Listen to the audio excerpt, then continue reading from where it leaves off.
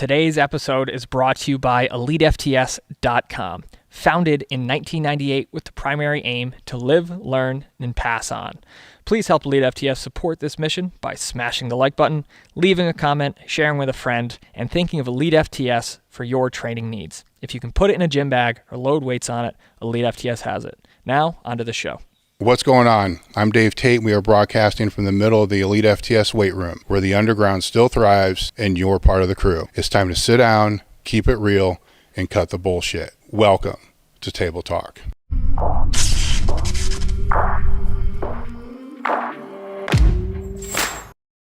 We nailed it. That was the best one yet.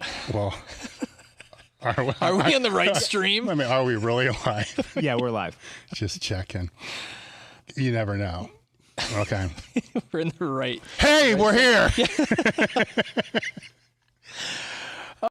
So this is now. I'm just double checking on our side. Yeah, we're good. We're locked and loaded. We're good. It's like episode number 70 something. Yep, 77, I believe, which is kind of cool. That's good. Yeah. So a lot of different things that we're going to kind of be touching on today before we get into the Q&A section. But I wanted to start out by going over, obviously this is a very incognito color. I'm very hidden here. Mm-hmm. Mm-hmm. We have our new October drops, right? Yes. We have our sweatshirt. We have our new shirt that you're wearing. We gotta let people know. We gotta talk about it a little bit. So we'll talk about that. So we got the limited edition drops, which is the sweatshirt and the t-shirt. We actually started the limited edition line because of you guys that are listening to the podcast, wanted a way to support the podcast. So we started to bring in this limited edition lines as items that all proceeds, profits, whatever you want to say, goes directly to help support the podcast, since nobody wants to sponsor the fucking thing, even with 50,000 downloads or whatever we have a month. So at this point, I'm like, fuck anybody that wants to sponsor it. You're done. Fuck off. We have limited wear, and it's fucking orange. It's super orange. So I'm prepared because I knew the orange question. The orange question was going to come. So these things are limited edition, which means that when they're gone, they're gone. We're not going to bring them back in. Last time we brought in a limited edition, it ran from a Thursday to a Monday, and it was gone. So we'll see how long this takes. I mean, it is orange. So orange. So why orange? Because I know that's what you're going to ask me. So the first thing I'm going to say is, okay, it's October. It's like Halloween. You got Charlie Brown, Great Pumpkin Charlie Brown, right? So the Great Pumpkin never really came out. It's just a dude waiting in a field all night long, feeling like, what the fuck? Who screwed me over? I kind of grew up like that. So I can relate to the Great Pumpkin never fucking coming, because it's like our people that don't want to share the stupid podcast and leave us reviews and stuff like that. I'm like, we keep trying. Now we got something orange to show the Great Pumpkin. Yep. Fucking exists. So it's Halloween. It's the pumpkin. Road crews, right? So we were talking about this earlier. Road crews bust their ass all day, kind of. Right, but we'll get more into road crews here in a minute. And hunting, right? It's a hunting color. I got friends that hunt a lot. You know, Joe, hell, he's been hunting for his bench for fucking 15 years and still hasn't found that. So, and then there's Orange Crush. Who doesn't like Orange Crush? Delicious. Right. So Tang. Tang was orange, right? You're right. Orangutans or orange. But when I was asked to write the copy, for this, I couldn't do this. I couldn't say this is what it is and just throw audio on there. So I had to Google orange. So Jacob, why don't you pull up orange and let's let Sam know what orange actually means. All right. We got orange is a blend of red and yellow. Thank you. It's associated with the meanings of joy, warmth, heat, sunshine, enthusiasm, creativity, success, encouragement, change, determination, health, stimulation, giggity, happiness, fun, enjoyment, balance, sexuality, freedom, expression, and fascination. So it's got success, it's got warmth. Obviously, it's fun. We've been sitting here fucking cracking up about it the whole time. So far, so good. So there's definitely that. So there's the stimulation aspect. Actually, orange is like the other red. Like red's too aggressive. So if it's red, that's aggression, success, stuff like that. Orange is not quite red. It's like the friendly red. It's like warm-up sets, right? So if you want to be warm, you wear the orange warm-up hood for the warm-up sets. And one of the things that I thought about was like, oh, good, it's kind of cold this morning. Wearing this sweatshirt for this podcast is going to be great. Yeah. That warmed up nicely. And not only that, you'll probably be the only person in the gym to have an orange sweatshirt, and I can probably guarantee we're never going to have another orange sweatshirt again. Now, we have the T-shirt as well, which is, live, learn, pass on. So they'll live, learn, pass on. So that's the message that's more important. Yeah, and I think the thing I'm most confused about is why the fuck am I the model for the clothes? Well, here's the other thing with orange, which is kind of cool, because when you get bigger and you can fill and you cut the sleeves off and you get super bloated, right? Yep. Then your pinkish orange skin, it's going to look like it's going to match, right? To where with your bright, super white, non-tan skin, black, you cut the sleeves off a black hood. Well, I'm noticing a fucking trend here, Dave. You also have put me in orange gear. Mm-hmm. I feel like you're trying to tell me something. Yeah. So the orange is going to make you look bigger. Yeah. It's going to make you stronger. It eludes success, right? And that's why I do it. Yeah, so the question is, do the road crews wear orange to make them feel better about their jobs? The success, the warmth, what was the other? The encouragement and stimulation, or is it actually to keep the drivers from wrecking into them? I think it's to make them feel better about their work because it's probably not great work. It's pretty brutal. Speaking of work, this weekend I kind of want to shift into the other orange suit I wear now. Mm-hmm. So this weekend training, we hit. You can put the hoodie on with the suit. That'll be good. We're gonna have to do that. We just need orange socks. Yeah, we can do that. It's going to be a lot of orange in one place. I'm sure Walmart has them right now because it's a Halloween season. So that's the other good thing about Halloween is the candy, right? Because we're going to talk about getting bloated. So Reese's are orange. There's protein there. We need more orange shit. Who do we contact to get more orange shit? I'm the guy. You're the guy. Gotta think about orange short. Anyhow. Yeah.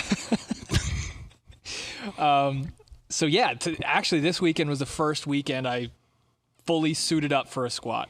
Remember orange used to be the new black? That was like a Netflix thing. We're going to have to bring it back. One of the actors in that, Matthew McGorry, used to be one of our sponsors. I remember reading a lot of his older stuff right when I first got here. Yeah, you told me that. Before he made it big. Yeah. He was a power lifter. Or he was trying to get away with murder. Yeah, right. That's a good one. I like that. Yeah, I mean, I don't think people even know that. Like, that's such a that was a really big deal to kind of figure that out, just to kind of see. I think we called him. I think his alias was unlikely powerlifter. Yeah, because it just didn't make any sense. And he did fairly well. Did a bodybuilding show too. Mm-hmm. And then when the success story behind that, and it's again we're kind of going back a long ways, is he was in acting. I don't want to say he was all in, but he was in a lot. Yeah. Then at just a certain point, he's like, you know what? Fuck it. I'm all in with this. And then when he went 100% all in, things started to happen. And there's an article on our site where he writes about that transition when he did that, going all into it. His shit was funny. Oh, yeah. Yeah, he had some funny stuff. It was really funny. There was a shower skit that he did that was funnier than hell. I can't remember what it was, but I laughed about it. I don't know if his current demographic will enjoy his older stuff. Probably not. But that was super interesting to even just see his, the training history. Mm-hmm. Because, again, you would look at him, you're like, there's no way he's any sort of strong. But then it's like, oh, shit. Like, he's pretty good. He did okay. He did all right. Yeah. Any other people like that in that used to write for you, or at least you had some sort of connection with? Because that was kind of cool to find out. Not that's outside of the field, is that what I want to say? I mean, he's the only one that's really it's fitness, and I don't want to say fitness, but strength is part of everything. It touches everything. But he was way outside of what that is. Most of the people that we have are kind of in the industry in some capacity, where he was a personal trainer there for a while. It's kind of how he was paying his bills, but not really all in that capacity. But actually he was. Now that I'm thinking of who he worked for, I can't remember the name right now, but it was a pretty good personal training company out of New York City that he was working for at the time. Joe Dudell, I think. I may have bastardized his last name, but now how did he get into it like start writing for you guys? Like, what was the? He came to a seminar. Yep. And it was when our gym was at, I call it mainline, so it was basically just a barn warehouse in the middle of fucking nowhere, which is off 40 and 42. It's literally in the middle of nowhere. It's I think now they repair trucks, semi trucks is where so it's kind of what it was before, like a John Deere dealership or something like that. Okay. Yep.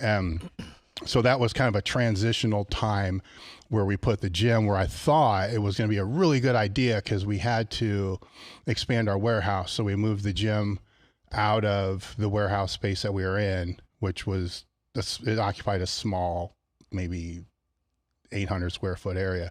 Move that out so we could put the apparel part there. When it moved out, I'm like, okay, we'll just go out here. It's got to be cheaper. It was cheaper, but the whole fucking thing was propane heated, which was a big wake up call when it came time to fill the propane tank back then. So I knew kind of within 6 months we need to get the fuck out of here. And plus it wasn't in the office compound. So that would have been S3. I have to check with Wendler on that one. He started the whole S series thing. So I think it was S3. Then we came back and it was the S4. Anyhow, we were out there at the S3, so it's relative to this conversation because it's literally in the middle of fucking nowhere. And even if you come here in the town that we're in, good luck getting an Uber to pick you up here. You can get one to bring you out. They're like, fuck you, you're on your own. Yeah, so when Matt and Missy come out, Matt's like making deals with these guys on the way out. It's on the side. Yes. Like, get off the app. Yeah, just to make sure they're going to be there to pick them up on the way back. Well, now this is in the middle of nowhere, and it was before Uber, so it was taxis and shit. So he probably, Matt McGorry probably paid $800 to go from Columbus Airport to this place in the middle of no. I can only imagine what he fucking thought, by the way. Actually, any of those people. Yeah. Because they think they're coming to this big gym and they go to a warehouse. John Deere beat up dealership in the middle of nowhere with pallets everywhere because there was a guy that bought and sold pallets right next door. So when I say pallets everywhere, I'm talking like 3,000 pallets just stacked. And they're lean and just enough, right? Yeah. That you're like, you don't walk by because if it's going to fall, it's fall. definitely going to be on you. Anyhow, he come out there. Then when the seminar was over, he's still hanging out. And I'm, well, what do you wait? Some car breakdown? I don't have a car or something like that. So I don't remember the conversation. And I just remember he didn't have a car and it fucked me all up because I'm like, you don't have a car? It's like, no, I've never owned a car. Like not a car here? Like, or? no, like never. Like I never owned a car and I was so fucking confused. I mean, was he from New York? Yes. Yeah. Okay. So he's from, you know, New York. I forget where he was from. Actually, I mean, being a dude that's grown up in the country basically his whole life, this is like so fucking foreign to me. Like really, like you don't have one like in a garage somewhere. Like I understand New York City, but I figured everybody had like a car in a garage because like how do you get your groceries and shit? Right. Like I just go downstairs and it's like, yeah. And this is, I barely traveled before this time, so I went to visit friends in New York City, and I'm still like, the fuck? Like you gotta walk. How do you carry your grocery bags back? Right. I mean, to me, it's 3 trips back and forth from the car, and my fingers hurt because of the pressure of the dumb back. You got to carry all that shit upstairs. No, they just bring it up. I'm so fucking confused by all that. But he didn't have a car, so we just sat there and talked while he's waiting for his taxi. And I'm trying to decide, do I want to just take the guy, right, you know, to the airport? Because the cab's on the way out. You know, I don't want to fuck the cab driver because it's 40 minutes out in the middle of nowhere. So we're talking for a while and I'm like, this is actually a pretty cool fucking story. You know, what he's trying to do here. You know, he just wanted to get stronger. He was in the field, you know, had this little acting background. So that's when I thought about it a little bit and then ran it by some of my advisors at the time. You know, like, what would you guys think if we put somebody like this who wants to do a meet, because he never did a meet before, I think at that time, and just followed it? Like, this sounds like a pretty interesting training log that could follow. And I like the guy's personality. I like that. I mean, I liked him. He's a great fucking guy. And I think this would be pretty cool. I mean, because at the time we had, I think Joey Smith's log was the road to 800. And then Mark Bell was like jackass. I mean, there were different themes that some of the logs had, and it was just different. You know, it was enough different that it'd be interesting. So we put it up for that. And I don't know how long you ran it for, a couple of years. It was a while. It was a while, and I've been too lazy to actually put the link to the old training logs and Q&A on our site we have now. But I can now see it would be pretty cool if I had it up there, because I could say, hey guys, go here and click on this and be there. But if anybody knows how to use Wayback Machine, or if you just, is that what it's still called, Jacob? Do you know Wayback Machine? If you just search Wayback Machine and then elitefts.com, I believe. The reason I say that is there was a time that we had to pivot to elitefts.net. So either one of those two, then you can see the site as it was 10 years ago, 15 years ago. And that can get you to where the old training logs and the old article page and the old coaching logs, I'm forgetting something, in the Q&A. Yeah. So they're still all on there. So that's kind of how that happened. It was a pretty decent story to follow, which pretty interesting. You know, it's pretty, I mean, I lost contact with him. So the first time I saw that he was in anything major, I believe was Orange is the New Black, or whatever that was called. You know, somebody said, hey, did you see that he's in there? So, you know, I watched that because of that. Then I think it was right about the same time or shortly after was Murder. Yeah. Murder, She Wrote. Murder, She Wrote. So I don't, what the hell How to Get Away with Murder. Yeah, How to Get Away with Murder. I don't fucking know. I watched Murder, it for, She Wrote. I mean, there's nothing against good. him, but I watched it for like one season. Yeah, it was pretty good. Then after the second season, I'm like, Got a little I can't, weird. Got a little get weird. into this anymore. It's kind of how the Orange with the New Black was. It was, I watched it for like a season. I'm like, all right, I'm done. The chick was chewing skull, which was kind of cool, but that's I remember some stupid shit about this thing. Well, even just reading, going through that Wayback Machine, but actually just looking at all the Q&As, it's like, it's amazing all the questions that are still getting asked. Yeah, I know. I have the same thing. The same exact question. Like, geez, what can you do instead of a reverse hyper? So, it's like, holy shit. Really, man. It's like you want to take all those people and put them in that Squid Game. Have you watched that? Yeah. What are you on the? How many seasons is it? You're done with it? Is it one season? Yeah. I think I'm on episode 6. I think I'd be fucked in the first episode, because even if I tried to stop, I'm still not. There's a momentum thing. Yeah, I'm just done. My fake hip's going to go one way, my knee's going to go the other way. Oh, you know, yeah. And I would just be all jump scared and shit. Someone gets dropped right next to me. Yeah. I'm like, oh, well, here I go. Well, here's a question. To be more effective at that game, should we use Boza balls? You're right. Fuck, you're right. I don't like to say it, but you're right. Any sort of instability training would be great for that game. No, that was a fucking great show. I mean, it was shocking, I guess. It sucked me in. Yeah. Like, I blinked and I'm like, and you said something funny.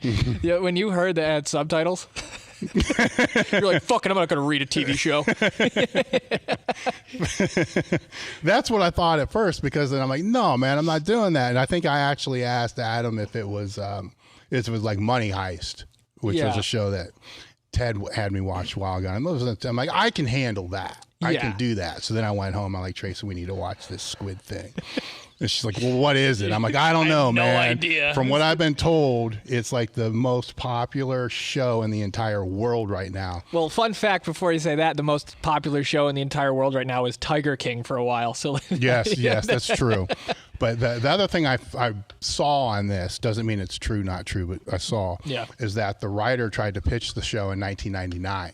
Oh, shit. So that's somebody sticking to their mission and their vision for fucking, 21 years or 22 years, 23 years, whatever it is. Yeah.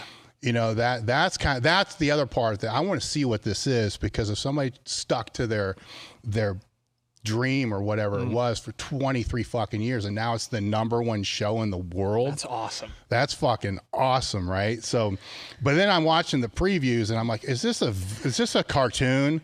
Because it looked like a fucking cartoon. I'm like, I am not going to sit here and watch this cartoon shit like my kid watches all day. Right. Yeah, I'm not going to sit here and watch cartoons. Yeah.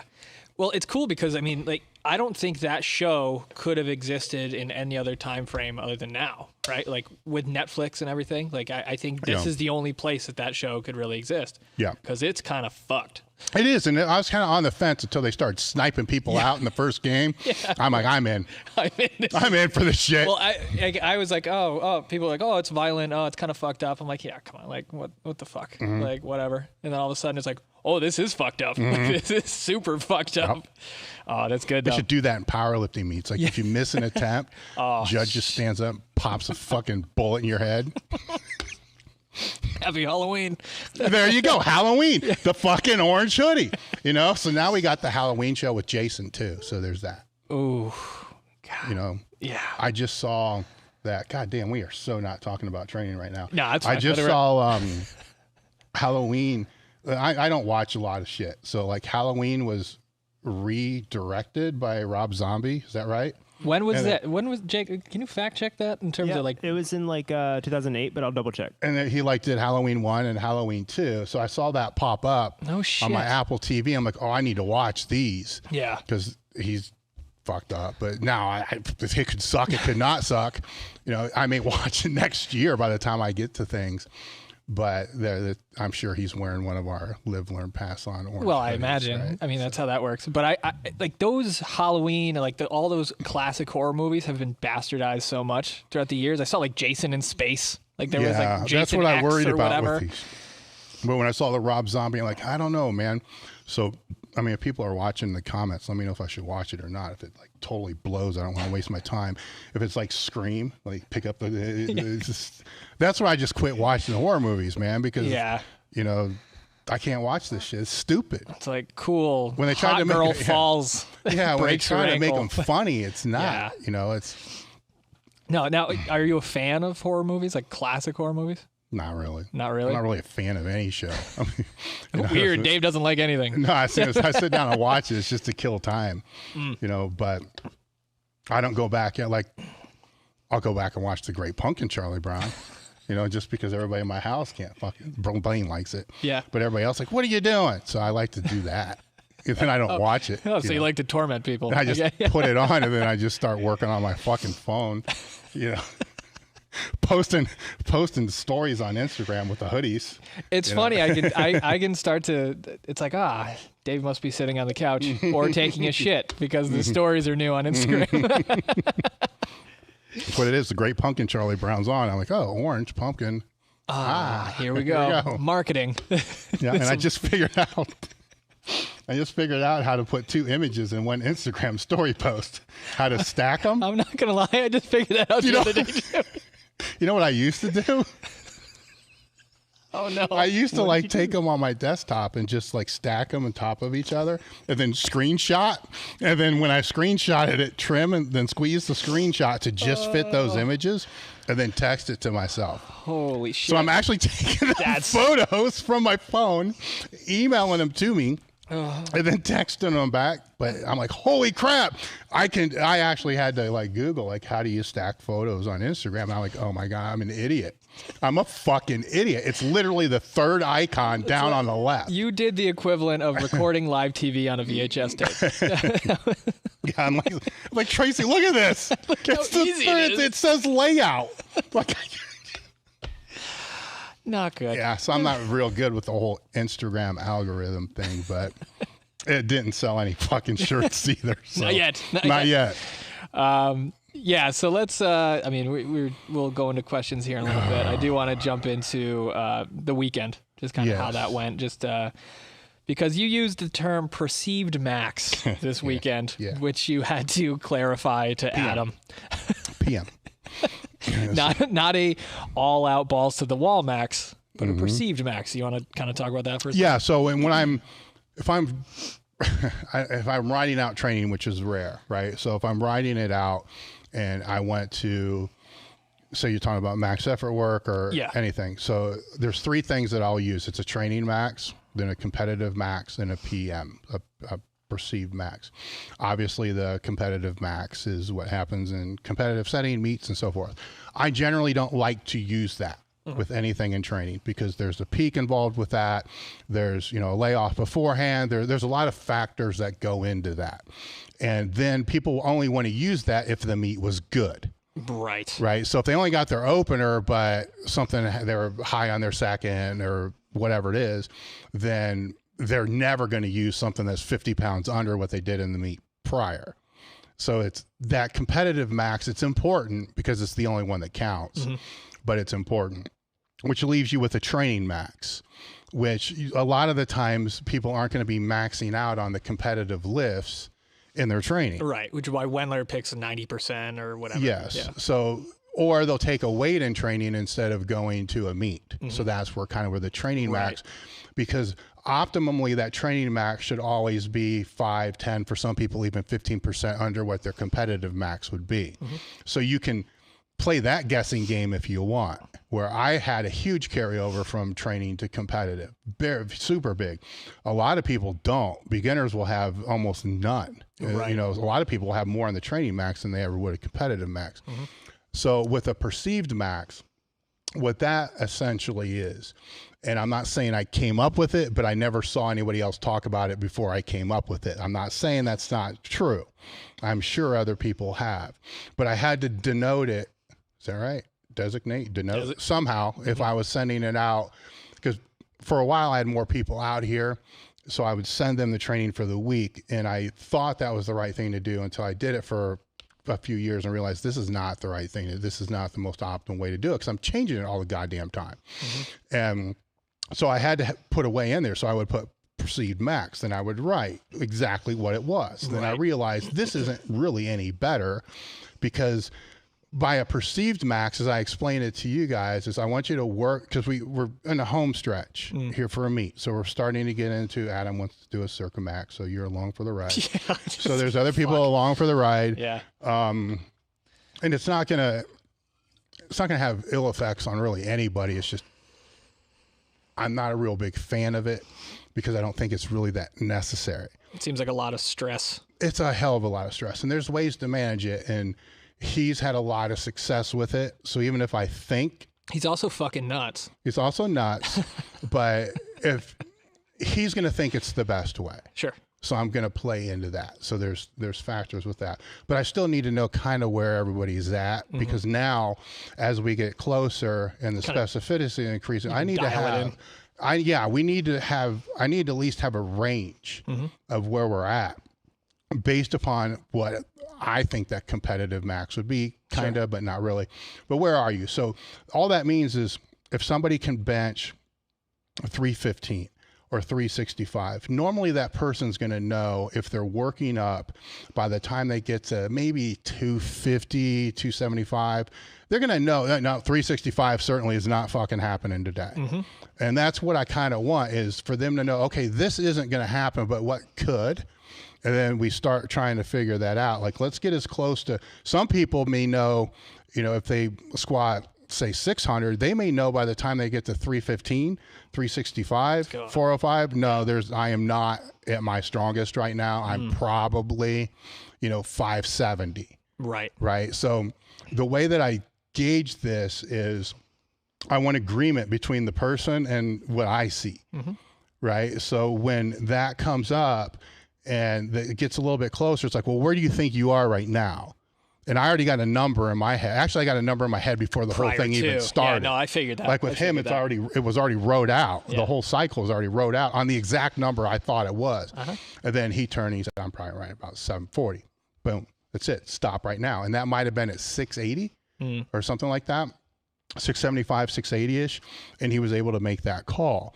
That's a perceived max. So let's try to avoid that real heavy stimulus of getting in that super mental zone and all this other stuff to be able to get there. Come to some kind of agreement where you're at, and then of course it's going to be plus or minus, and there's still going to be some peaking factors that come towards the end of the cycle. So that's what the weekend was. It's just to kind of get a baseline. Where's everything at? Because the default at this point does sort of fall on percentages. And there are also realistic expectations. Had he say, I think it's at 800, like, No, here's where it is. But from that, let's say it is at 740 right now ish. And his best, I believe, is 805. Is with this Circumax phase and the peak and everything that's going to happen for the next 6-7 weeks, can he get a PR? Yeah, maybe he can. So there's other factors that are involved with gear as far as the multiply gear that can make some differences that need to be ironed out. So I want to put that out there, because when you're talking 740, to 800, that much of a deficit, people are like, holy crap, how's he going to put, well, first off, he already had it before. Right. So it's not really muscle memory, but we can pick up some of it, just getting the gear to fit better to accommodate where his strengths and weaknesses are right now. That could pop that all the way up to 830, maybe even more, or it might not get worked out, which would be in the case of, say, Michaela. There's a place that it may not get worked out, which could put it lower than what that perceived max is. So that's what that is. And that's one of those things that I didn't really have any sort of experience with prior to, because I never really lifted in gear at all. And even in my own, like, working up to that point, there are so many variables. There's the equipment variable, there's the cognitive variable, there's the physical variable, right? There's so many different things. Wraps, And even learning how things felt. Yeah, I mean, because I really don't have that many reps, right? Under my belt of like full bore equipment.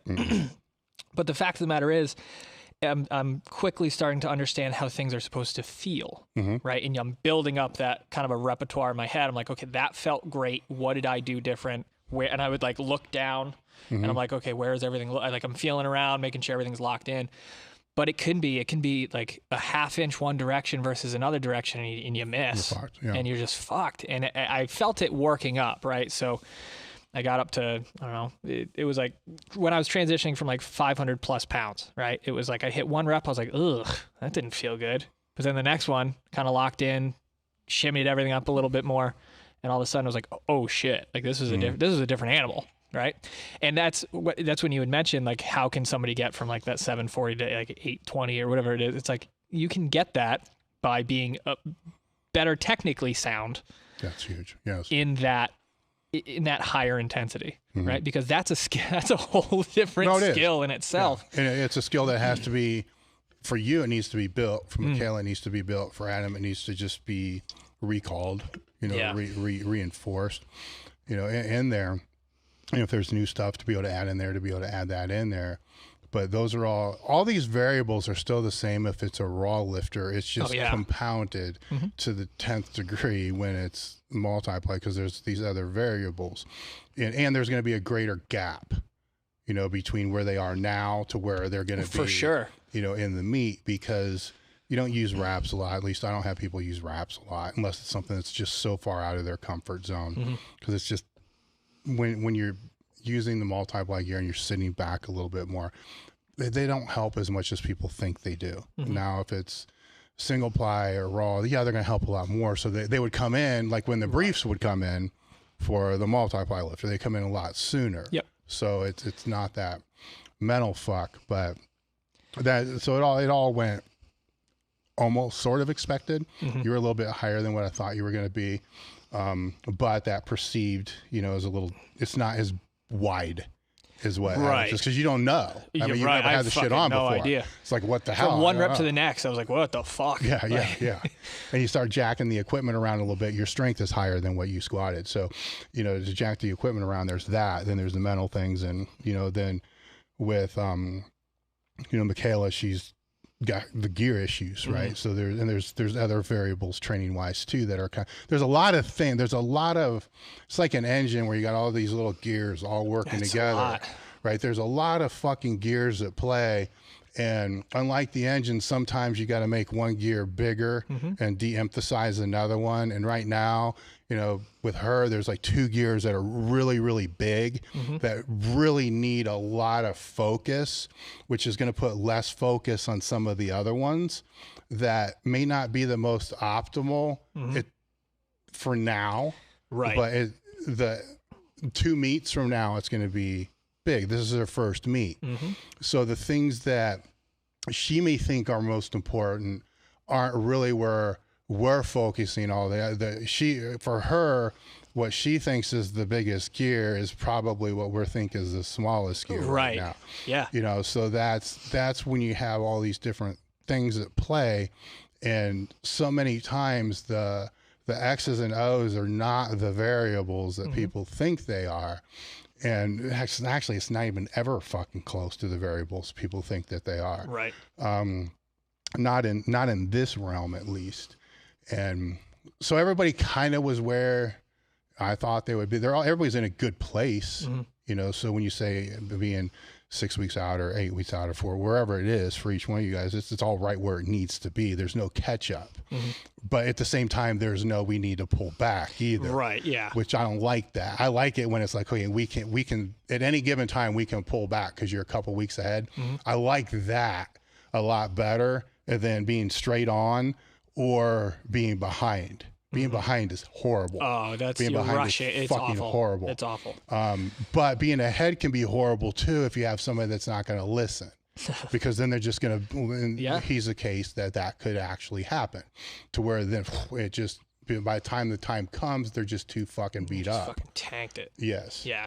Well, one of the things that I'm noticing is that, and this is just from my own personal experience, and every rep has a greater impact on your ability to complete the next rep, meaning that there is so much pressure to get the rep right because there are just so fewer of them. Yeah. This isn't something you can do by yourself. This isn't something you can do now multiplayer, right? No. So it's like, okay, it's like the pressure that you feel is like, okay, I have to get this right.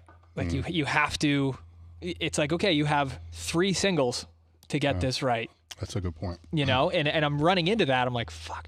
Like my bench this weekend is like I fucking first. It was like the second or third time I was like in a full shirt, and I got up 425, and it was like one fucking split second of not doing the right thing fucked me, and I was so pissed. I got up and I was just fucking so mad because it's like it had nothing to do with the weight and everything to do with my own execution of that weight. Yeah, and it was like, fuck. It's like all I want to do is just do it again. I'm like, just fucking look, but you can't because you're talking about such a super maximal load that it's like, dude, it's not going to be there. Yeah, you're true point out. It's the focus is, it's a weird thing because you only need to really, you know, one of the motivational things that I will do for somebody before they're taking a max attempt is, you know, is just reframe it. Like you can fuck up the rest of your life for all I care, I know. But just don't fuck up the next 15 seconds. Like you can just be very, very good, not perfect, but be very, very good just for 8 seconds or whatever. Usually I say 15 because I got to get to the bar for, you know, long enough to just get to the bar and do lifts. Just don't fuck that up. So it's pretty easy to not fuck up 30 seconds, right? So that becomes something that's a little bit more mentally manageable.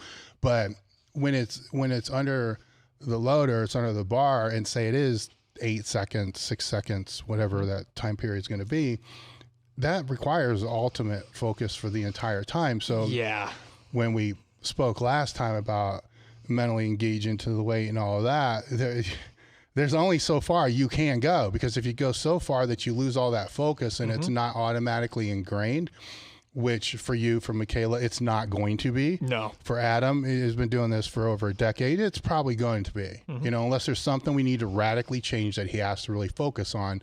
He can go to fucking Pluto and still be able to maintain most of that. Right. Unless, you know, there's the shoulder issues and stuff like that, where we got to have him focus more on the placement of his elbow, lat, stuff like that.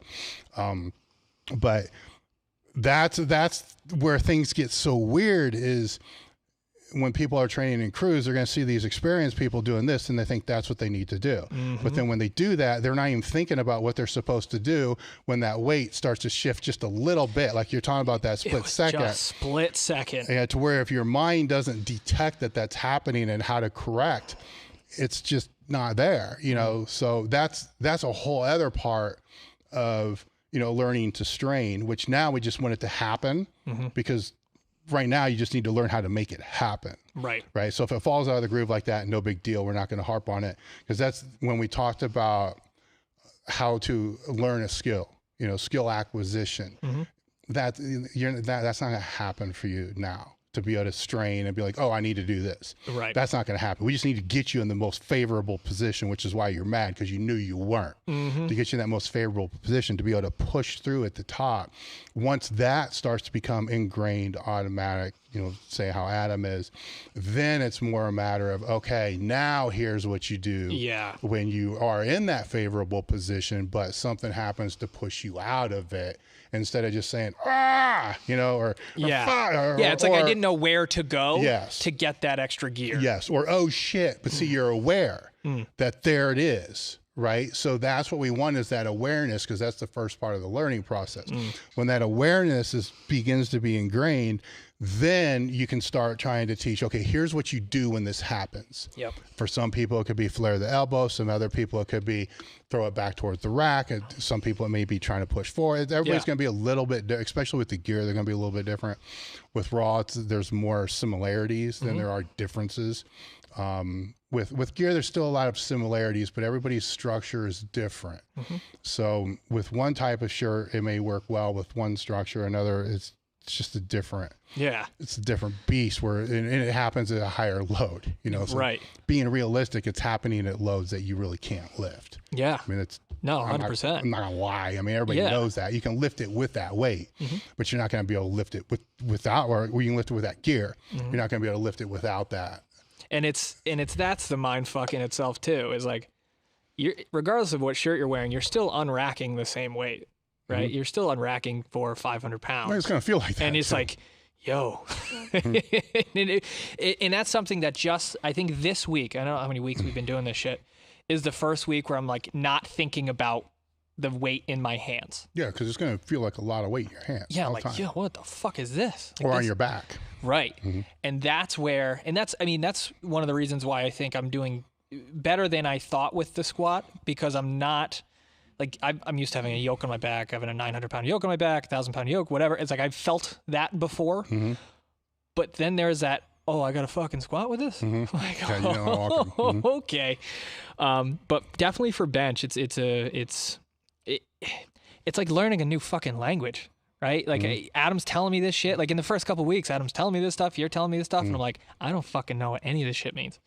Until you experience it and you feel it, you're like, oh, that's what that word means. And then you just assimilate that into your vocabulary, and now you can have a better conversation about that skill you're trying to learn, right? Yes. Adam was like, that's the fucking thing I was telling you. It's like, yeah, I feel it now. Like it makes sense.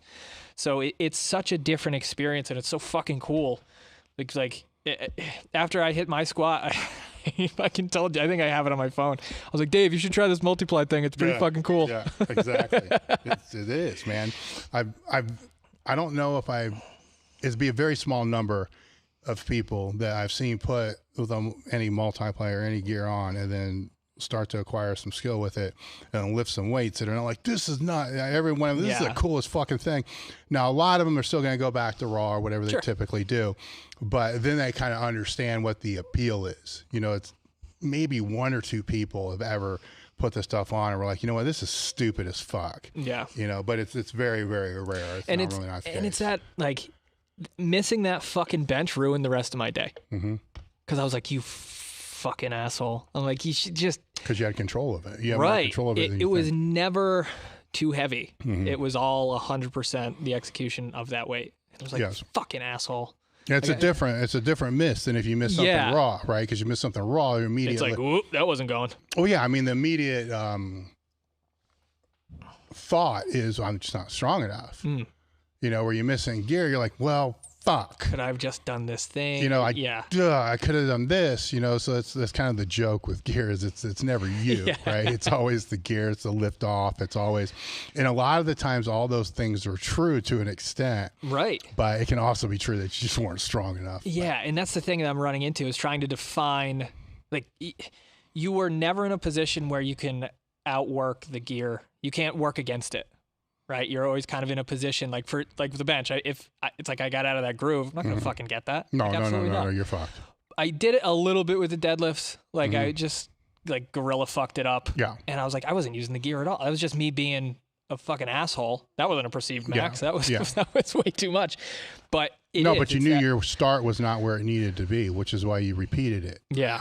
So you knew based upon your own leverages. I don't think that was so much gear, but your own leverages, that the gear probably kept you out of where you wanted to start from. Right. So then that's adjusting the gear to be able to give you that feedback loop of, okay, because the straps went tighter. So you need the straps tighter so you can you feel that position stable where you want to start from, where you know how to find that position raw where you want to start from. But it's different when you put all this other shit on, because now you might be starting too low, you might be starting too high, you don't really know, because you're starting to rely on those feedback loops that the gear provides, and when they're not right, it's a big fucking difference. It's the difference between having a weight move versus it not. Yes. Right. It was amazing. Like, I think there was like I did 500. I could have probably done for fucking 20. And then I threw another plate on and I was like, nope, I'm in the wrong spot. Nope, I'm in the wrong. And then it was just like, what the fuck? It's like, what happened? What happened is I don't have the skill to be able to get in that same position with a heavier load, or the equipment wasn't in the same position. It was just, there are these variables of learning. This changes too, because right now your body weight shouldn't change that much, but say your body weight changes a little bit. Well, now those straps are going to have to be in a different spot. I mean, that's a whole other part of this fucked up equation with all this that the multiply kind of brings with it. A single ply probably does now as well, but many years ago, this wasn't that big of a deal. Like, you could put on 15 more pounds and the gear would just help you a little more. Right. Now it's like, oh fuck, you got to think about each pound, where it is, how the stuff's fitting, because it will fuck you way out of your groove. So it's, how bloated you can or can't get, all that kind of stuff plays into it. And I mean, there's, as the weeks go on, a lot of people want to, if they're under their weight class, they want to bloat, kind of into a meet, which I get it. I don't know if I get it as much anymore because of the way the gear is, but I get what the reason why is. But now if they're going to be 15 pounds heavier than what they typically are, fucking different in the gear that they've been training in, 15 pounds lighter for the entire cycle. There's that's kind of like throwing marbles you don't want to throw. I mean, you don't need to do that. That's another fucking variable that you don't have control over. Yeah, exactly. Now, if the gear's loose, I mean, this is all stuff that comes over a period of time, but there's more into it than most people think. They just think you just throw this shit on. Oh, please. And to me, it's the nuance, not the nuances, but the complexity of all these little things that always appealed to me, because you got to figure it out. It's a tinkering. It's probably the same reason why people like working on cars. Yes, it's like the tinkering process, the trying to figure it all out, which is intriguing to me. And with the other part that's intriguing to me is the person that can tinker the best can beat the person that may be stronger or genetically more gifted, to where that was always kind of the biggest appeal I had with this, because I would look at where I was ranking back then. It was just the top 100. Everybody was just dumped into the same thing, which is probably a little fucked up looking back on it now, but they were. And you look at the top 5, you're like, I can't. And it's a self-defeating prophecy. I understand that, and it's negative thoughts. So it's like, I'm never going to be able to beat these fucking guys. Then you look at, people like Eddie Cohn who are in classes below you, and like, there's no goddamn way I can ever be anywhere near as strong as what this dude is. Even if he's in a lighter weight class, if I was to be that strong in my weight class, holy fuck, so and it's self-defeating. It's fucking frustrating. But then, here comes this gear aspect. I'm like, no, wait a minute. If this guy doesn't fucking learn this shit, because they just assume they're just going to roll away with everything if they just come in prepared. Not saying that they don't train. They fucking train. They have to do everything just as hard as everybody else. But if they don't do that one aspect as hard as everybody else, then you can go from being this top 20 to top 5. And take a lot of those people out, because it's like, no, fuck it. I'm just going to put it on. Like I used to just put it on when I go to a meet. You just do that stuff. So that was like, no, it's like an equalizer here. It's like, okay, now this can kind of even this out to where it doesn't matter what your fucking genetics are. It doesn't matter what this is. It doesn't matter, all these other variables. I can close this gap, if I do my part, if I do my work here. And on that, this is where that's interesting, because if you do that and then you're the person that gets the bigger carryover or the more out of your equipment, which I was never that either. Well, then you're criticized more. Right. Yeah. Right. But all you're doing is maximizing that skill set more than somebody else. So in a way that kind of taught me at a earlier time in this whole strength and conditioning realm, how to handle, the critics and because what difference does it make to me if you're not happy that I'm getting 200 pounds out of my shirt because you're only getting 40, or what the hell does that make any difference to me? Yeah, doesn't matter. So it's just it's just pure obvious to me. Like whatever, I don't understand why you're so mad, because whatever you say doesn't change what I'm going to do. It doesn't change how the judges are going to judge or how that's going to go. And then, fast forward 20 years later, and the oncoming, or I want to say social media came around. Right. The onslaught or whatever it is, Yep. Of social media and, comments and all this other stuff. Like, what the hell? I mean, I'll read comments to see if there's content, that we can do better, but anything that's it means absolutely fucking nothing to me, because how's that really going to make any difference? Right.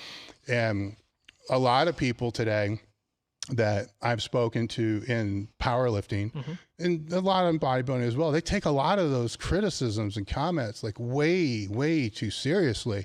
And part of me says, man, you should have competed in a multiply back, 20 years ago, because you would have realized none of this means a goddamn thing. It's irrelevant. It doesn't mean anything. It's just stupid, and that kind of went off to the side track. No, that was somehow, but that was good. It just doesn't. A lot of the times you'll see a lot of the, well, I don't want to say that because that's not true. I was going to say a lot of the older lifters that have been around for a long while, they won't get caught up in all that kind of crap, but that's not exactly true at all. Right. Sometimes they're starting it. Yeah. I mean, but it is a really cool, and the reason I wanted to do it is because I just don't have experience in it, and it's so foreign to me. And I was like, fuck it, this is kind of cool to, if I'm going to learn this is the best fucking place to learn it. Well, there's other things too that it does, which just socially is something that's been lost in gyms. Right. Is because, as you said earlier, you cannot do this by yourself. Absolutely can't. So it forces people to have to train in groups. It forces them to have to train together. I guess in a way it's kind of like it's a little tribal in a way. Sure. But I think that's a good thing. Yeah. With everybody being so separated in, I don't want to say individual, but gyms are not like what they used to be.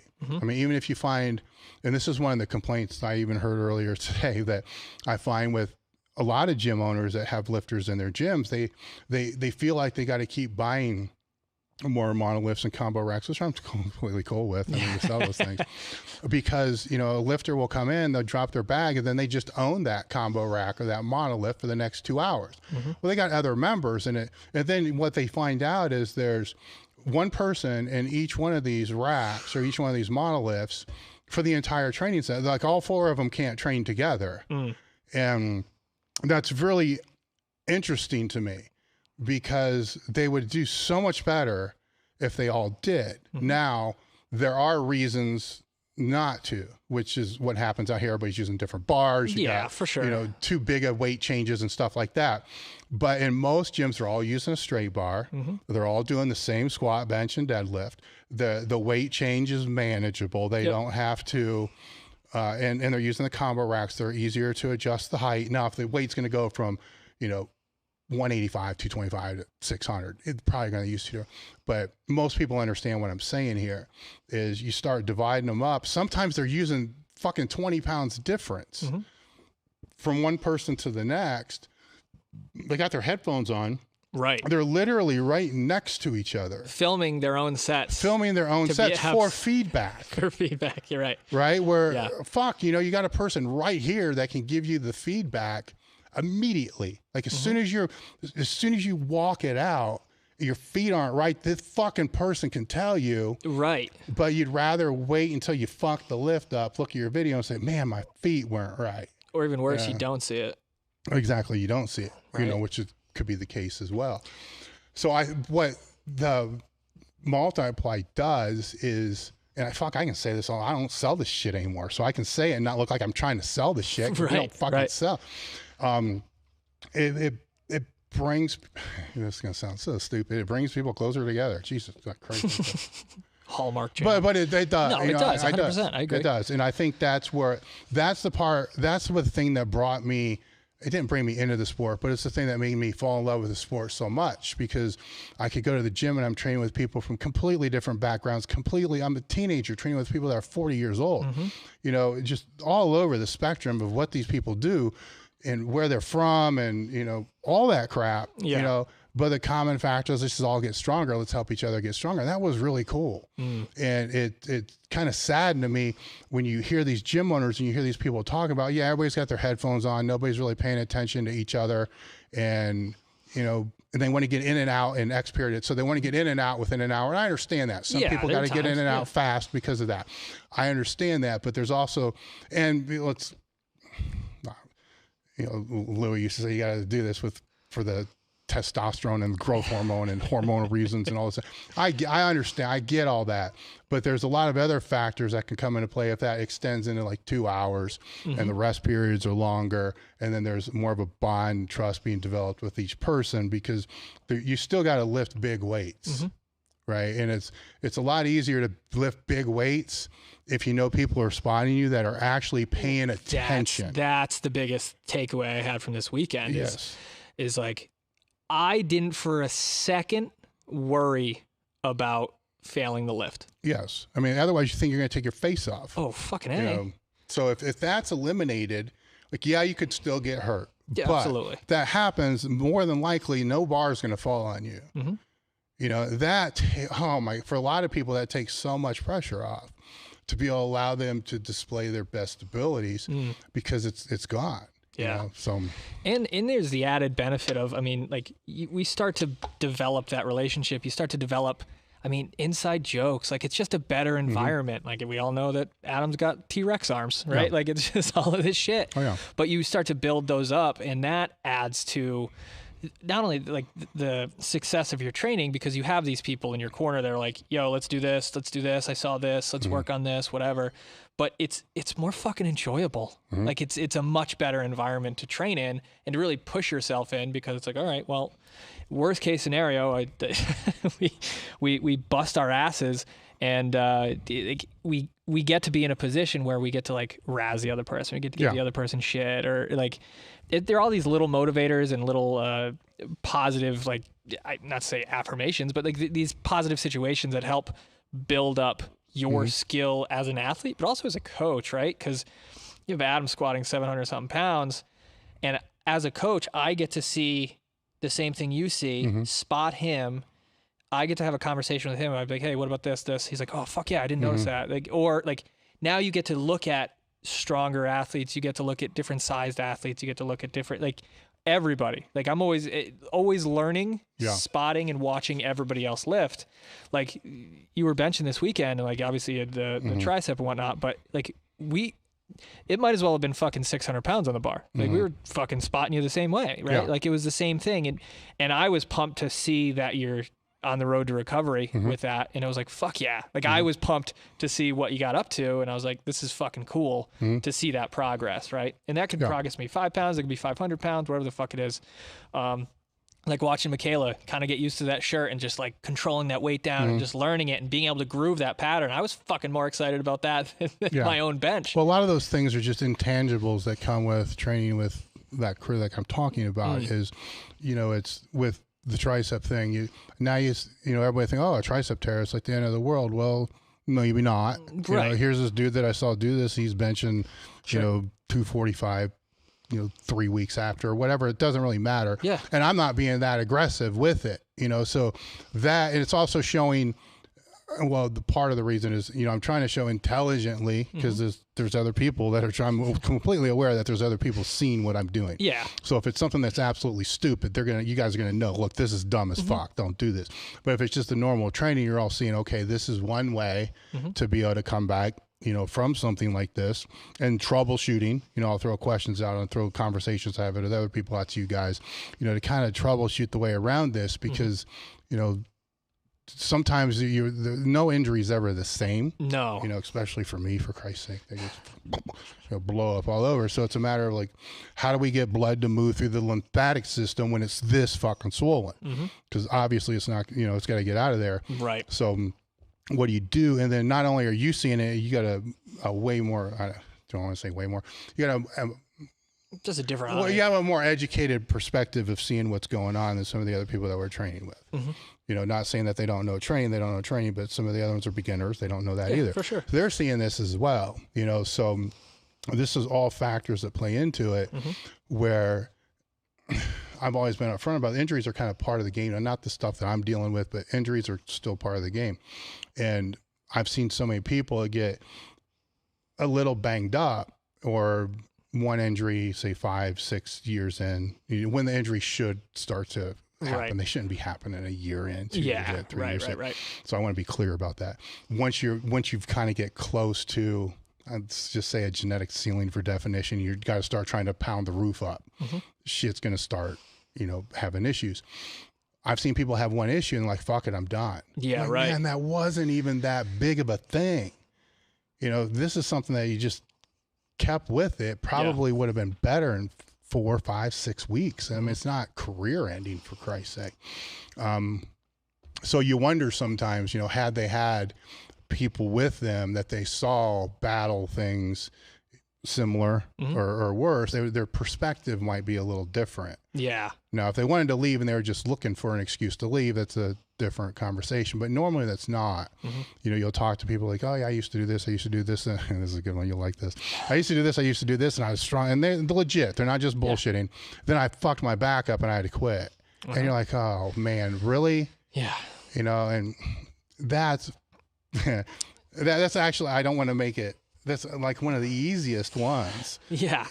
But it's going to test your ego more than any of the other ones. And as you know, like it's normally not the back that's the issue. There's some other variable that caused that, Yeah, well, that's where the ego comes in. Absolutely. So their ego gets, with the back, I think, I mean, you're certified all this way beyond me, but the ego is their biggest enemy with that. Absolutely. Their habits, their ego. Yes, it feels good. It's like, fuck it. It's different than a bicep pull or a pec pull or something like that.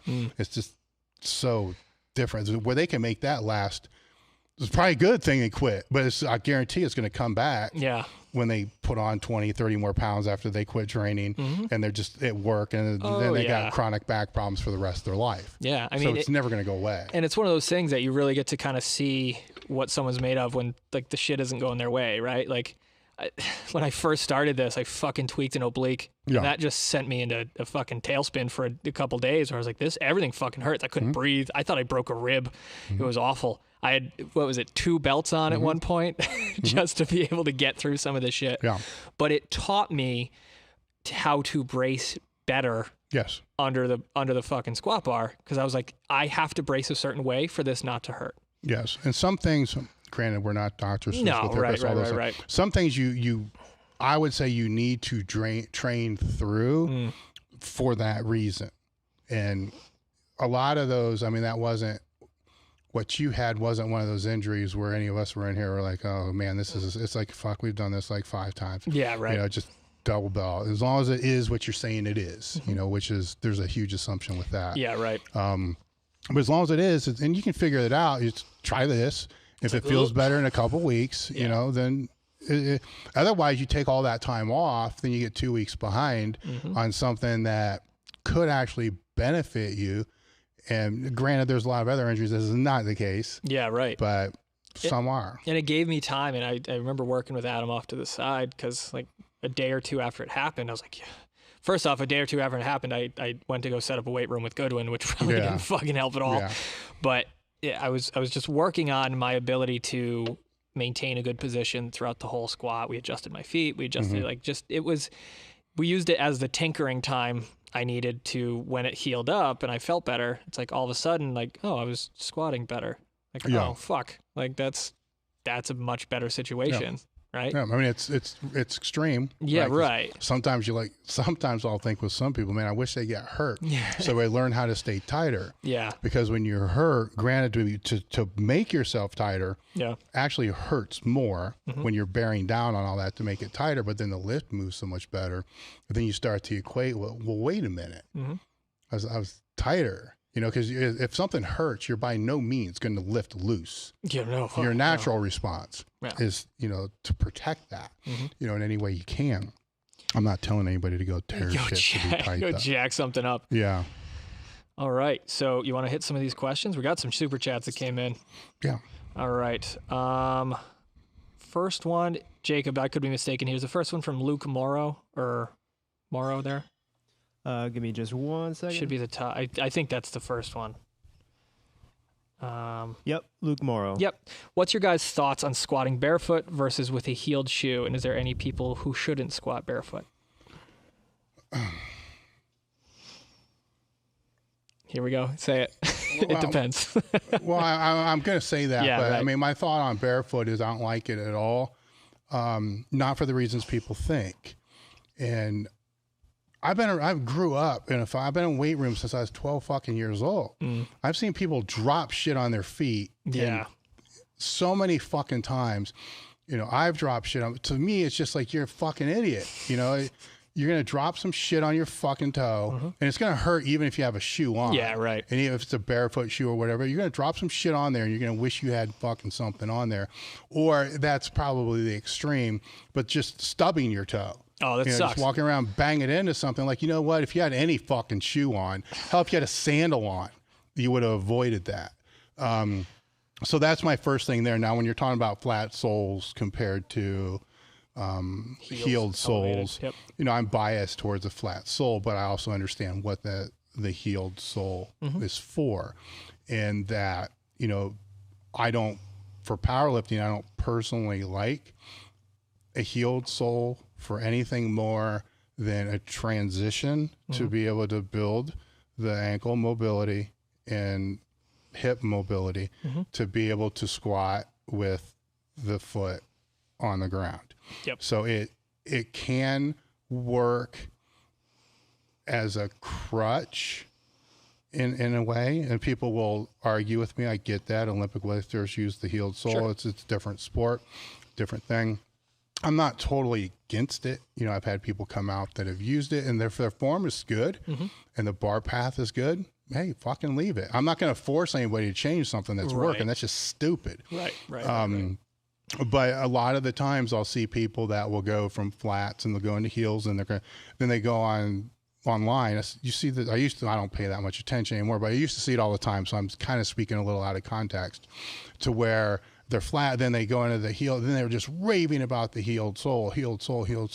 Then 2 years later, look, they're in flats again. I'm like, no, wait a minute. I thought this was the shit. Well, you know, it started to fuck my adductor up, and it wasn't the shoes. It's never the equipment that's fucking these things up. Right. But they always think it is. So then they go back to the other. I think that you need to, if it's a competitive lifter, you need to stay with the party that, you know, dance with the person you came with. Right. You know, so if you're training for these blocks to be able to peak, you don't change out of it for that period. You finish the dance or whatever you want to call it. Yeah, you finish it, and then you can start to explore the other. But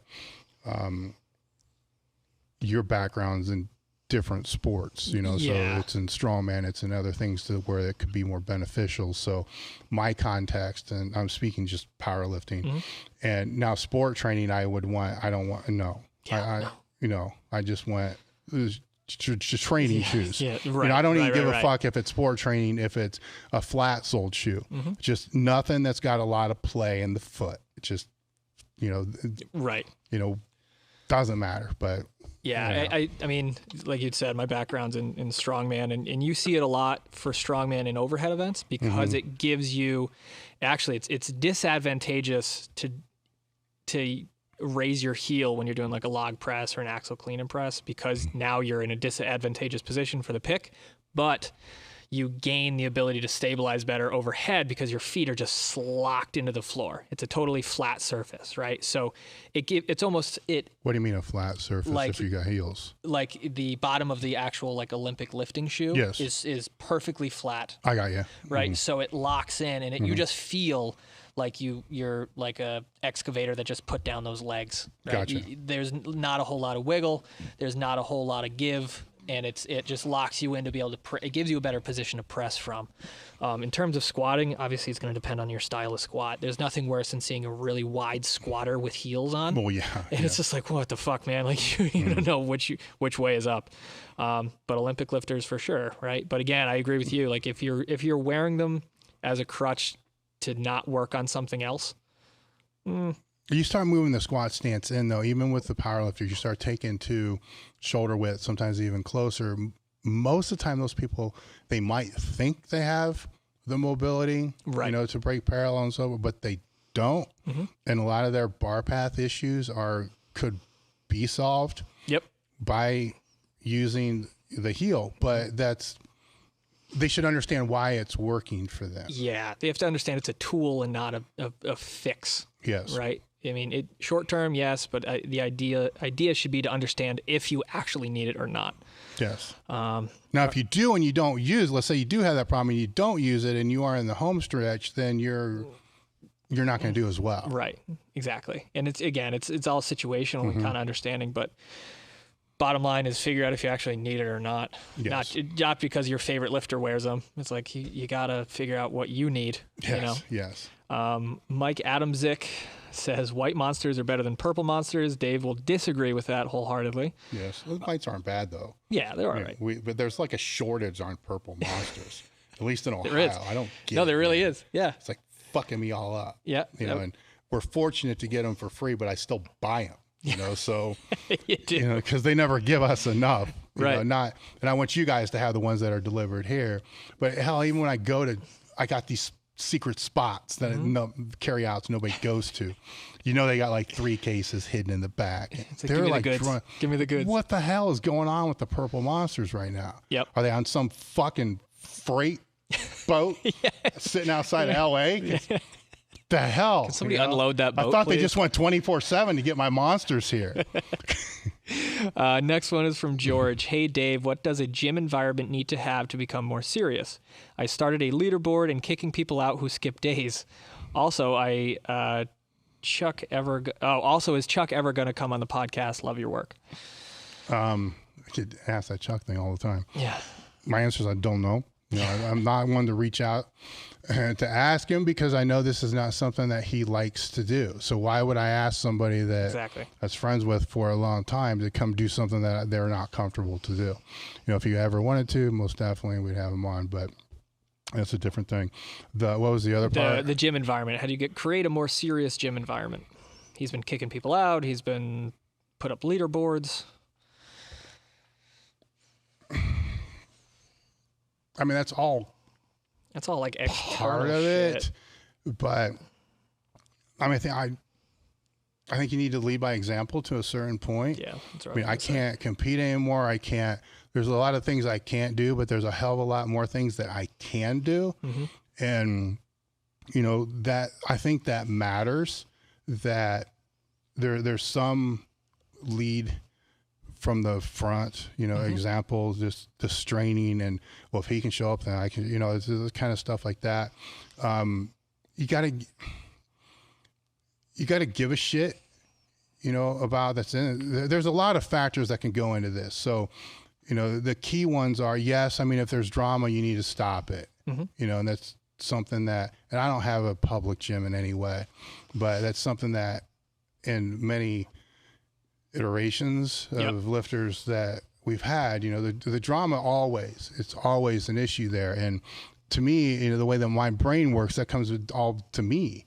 Like how did it get to the point that it got to the point where, people are wanting to throw other people out, and this just becomes a draining, and this could be what he's trying to do. It just becomes a draining thing that you don't even want to go to your own gym because of this stuff. Right. Like, how does it get to that point? Well, it's because I let it get to that point. You know, so what do you do, you know, to keep that from happening in the first place? Because then you don't have the issues that you're talking about, you know, throwing people out. Yeah, that's like the end, the end part of it, you know. But usually what I've seen with other gyms dealing with the same thing is throwing the people out just means that you're having a conversation later than what you should have. You know, if the earlier conversations then about what the expectations are, what the standards are, what you're kind of looking for, and then that's kind of set, you know, in a way that's somewhat diplomatic to everybody that's in the group. Because there's certain things that when Todd and I first had, it was Todd, Brock, myself, Kenny Patterson, when I had the other gyms first started talking about bringing people out, it's like, okay, what are we going to do? What are we not going to do? Right? So our list of what we were not going to do was higher than what we were going to do, because there were things that we had at Westside when we were all there, and Todd was there longer than I, but 14 years for me, I think 17 years for Todd. There were just certain things that we did because that's just what everybody did. That's what the standard was, and that, but it didn't mean we had to like it. Right. You know, but it's what we did. And one of them was the start time. It's like, we're not going to have this solid start time where, you know, with Louis was 8:30. You weren't there, fucking 8:40, you're thrown out, you know. And now it's even earlier. We're like, we can't, I'm not fucking doing that. Fucking hated that. Like, we'll start when everybody's ready to start, right. You know, and it's just, so it's not just figuring out what you should do. It's figuring out what you don't want, right? Sometimes it's easier to define what you don't want, and then that can help with what you do. So I can't tell you what you're really looking for, because I don't know the culture you have. I don't know the people you have. I don't know, are they beginners, intermediate, advanced? Because the beginners, their expectations are going to be different than somebody that's advanced. But at the same time, you just can't give so much leeway that it's screwing everything else up, you know? So yeah, I think just to kind of piggyback off of that, I think the idea is, I mean, there's an old quote, is like, what you permit, you promote, right? It's like, what you allow is what people expect that they can do, right? Yes. So in this situation, if you're trying to create a new or a more serious environment, is like, first off, do the people know that this is what you want to do? Like, are they even aware? It's like, you can go around kicking people out, but then like having a really serious empty gym where you train by yourself is like, well, it might not be what they signed up for. Right. You know, this is not what they want. But I will say there's some other things too, is even, I've been doing this for a long fucking time, and I don't know everything, you know, and you can learn from the people that are around you. I learned things from fucking, what we just renamed the kid the other day? Nate. Oh, yeah, Nate. Like, from Nate, man. Nate. I learned things from Nate, and he's only been training for like 6 months. Yeah. He's a high school kid. You know, so you can't be a fucking dictator and say, do this, do this, do this, do this, do this. It's just not, first off, it's not going to work. It's not going to motivate them. The people that it will motivate are the people you don't want there in the first place. You know, you want people to be able to think critically about what they're doing, right? To ask questions, that way it becomes easier for you, because then they can help coach the other people, because they're learning and they can see things that you're not seeing. And you don't want to be the person, I don't want to be the person that's got to walk around and assess every single person, every single set, every single rep. No, you know, it's not how a team, a unit, you know, community should be. You know, a community should, you know, grow amongst itself. You know, and so you don't want to suppress ideas unless they're fucking with you, just to see, you know, if you have an environment like that, then that's a good thing. But you don't want to do that, and you don't ever want to make them think that, because then the newer ones that are coming in that are learning, they're never going to say anything. And let's say that new one comes in and learns, and they stick with you for 10 years. You know, they've accumulated more knowledge probably than you do on your own culture, because it's your culture. Right. So the perspective within your culture is way different than what you think it is. You know, I can think, yeah, this is the culture, this is what it is, but you know what? I'm wrong. You're right. That's not what it is. You can't build a culture by just saying, this is now the culture. Yes. I mean, you need people within it to be able to let you know, hey, look, this is what this culture is. You know, it's the same thing with business or anything else. I mean, you got to have guiding principles, you know, that you're using and moving through, but it's never what you perceive it to be. No, Not never. It's never. I mean, it could be the complete, like, this is a well-oiled machine. It's all that you're so wrong. Yeah. You know, if you think that, you know, it's just not that way. Yeah, and I think an actionable step for George here, I would say set up some times in your gym and then only invite certain people out, right? Like make that your training times. Start to build what you think you want for your entire facility in these smaller chunks of time.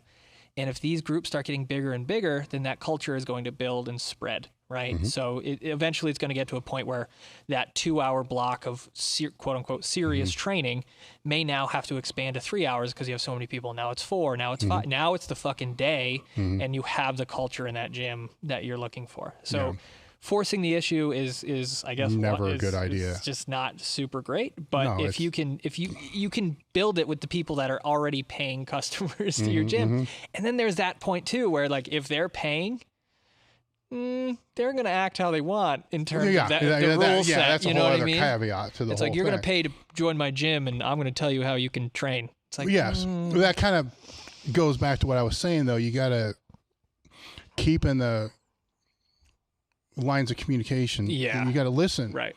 You know, so now granted, in commercial type settings and stuff like that, you're going to have somebody that's going to do their research, you know, online and then come in and try to think they know everything that's going on. I'm not telling you to just do everything that they're telling you either, you know, but you need to listen to them. Yep. You know, because if you don't listen to them, then they think that they're always right. I mean, it's a conversation.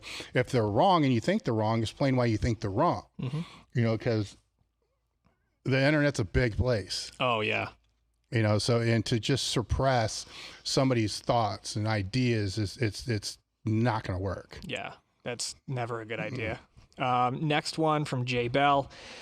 Dave or Sam, do you have any recommended reading of lifter biography, gym story, memoirs, similar to Dave's Under the Bar?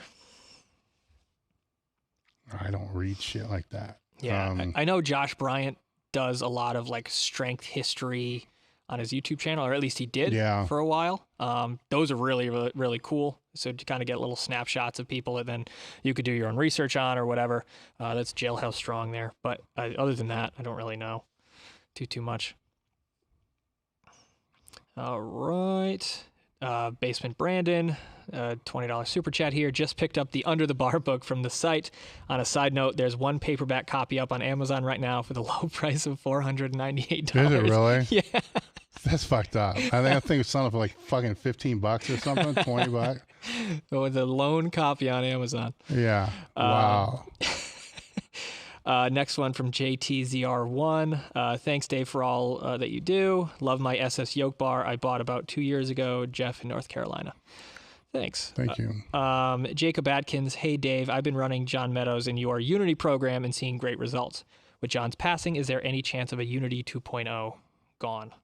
I'm not going to have that conversation. Yeah. We'll ask me later. Yeah, right. You know, that I have, it could happen. Let's just put it that way. But there's other parties involved that I think need time to grieve before any type of business conversations, No, I agree. you know, are even introduced in any way at all. So the Unity program was designed in such a way for people to do twice. That's how it was put in there. The second rotation through, I would take out the first 3 weeks where it has the escalating dynamic effort work. I just pull that out because that's conditioning. So by the time you get through this, you know, the conditioning isn't going to be a factor with that. Then you go through twice, and then the Unity 2 was going to build upon that. So I'm not going to give a definitive no, but I will say I'm not willing, and I know Mary well. I'm not even willing to have this conversation with her, and until March, April, May, June. You know, it's there's a lot of other things that need to be taken care of first, so that's not even on my radar in any way at all. All right. Next up, Asian Polar. Any suggestions building body balance or limb proprioception? All major lips feel off or lopsided one way. Physical therapist says my hips are twisted because imbalance. Love all the content. That's all you. I mean, your physical therapist says that your hips are twisted because imbalance. There is so many things that could be wrong in terms of like the structure of your body. I don't know your injury history. I don't know any of this shit. This is kind of an awkward question just because like I wouldn't be able to work with somebody with that little information. Well, I would want to know what twisted hips mean. That sounds that does not sound like odd. A diagnostic. No, not even close. I mean, I've read a lot of MRIs, but I've never seen twisted hips. Twisted hips. Yep, right. THS. Twisted hip syndrome. That's it. Yeah, I don't know. I guess I would say figure out what the hell that means first and foremost, because that sounds like a how do we say this in the world of science? Bullshit. Yes, I would get a better diagnosis. Yeah, and I don't believe that would. That just seems crazy. That seems fucking crazy. That just seems like a crazy fucking thing. So get a better diagnosis, get a better physical therapist. That's what we would say. What I say if I'm told things like that, and now I don't run into that like I used to, because my medical hierarchy is a lot better than when it was when I was 25, 30, is I would say, what exactly is that? And what is the exact diagnosis that you're giving me? Give me something that I can go search. Right. And not end up on Muscle and Fitness or Flex magazine when I search it. Give me something that gives me some substance that allows me to go search this and then come back and ask better questions. So if you search twisted hips, are you going to be able to... I'm afraid of what I'm going to find. Yeah, I mean, are you able to come back and then ask better questions from that? So anytime anybody's giving any quasi-diagnosis that they're not able to go search. And when you search, this is another big factor and I'm not a doctor, but when it comes to medical shit, when you go search, you're not looking for the solution or the fix or the prescription or anything. All you want to do is to educate yourself enough to ask better questions to the person who specializes in what you're dealing with, right? So if it's a smart bed person, a physical therapist, and then if you ask those better questions and they don't know, that's your red flag to find a better person. Right. So that's all that is. It's not, you're not going to go in and educate them. Yeah, no. You know, you're not going to do that, but you should be willing to do the footwork because you're just going in now saying this hurts. Or like this feels weird. Yes, which it's a start. So they gave you something back, which is another step, a weird twisted step, which allows you to come back and with another one. So, all right, lost my spot here. Olaf Johansson says, any idea when SSB and Squat Box will be available on Elite FTS UK again? Damn, no, I don't. Not on that one. Not presently. A lot of supply chain issues, I guess we could define that as, with that right now. So I don't know enough to give you an answer. So I don't want to give a bullshit answer, right? So I don't want to tell somebody, it's going to be 4 weeks when it may or may not. I don't know. So I don't know enough to give an answer on that right now. All right, next one from our buddy Fister Pistols.